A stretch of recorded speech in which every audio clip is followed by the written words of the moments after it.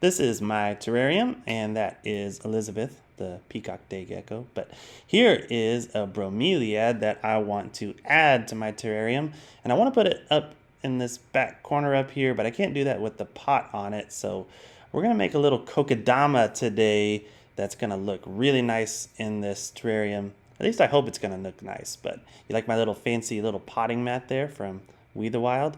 It's pretty cool. Comes in handy.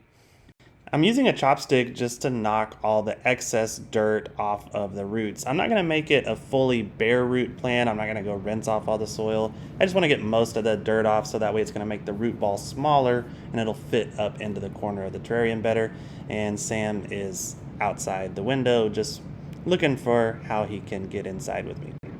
I've also got some pre-moistened long fiber sphagnum moss there, and I did a really bad job of filming this. It's kind of out of frame, but all I'm doing is just taking the wet sphagnum moss and sticking it over the roots, and then taking fishing line and just wrapping it around and around and around, and eventually getting it to stay all together. And then I'll just tie it, and then you'll see what it looks like when I'm done tying it up, because I think it actually turned out really nicely here. Just a nice little compact root ball, and the sphagnum moss keeps it moist. I used fishing line to tie it up into the corner, and I think it looks really nice and just kind of blends in seamlessly with the rest of the terrarium.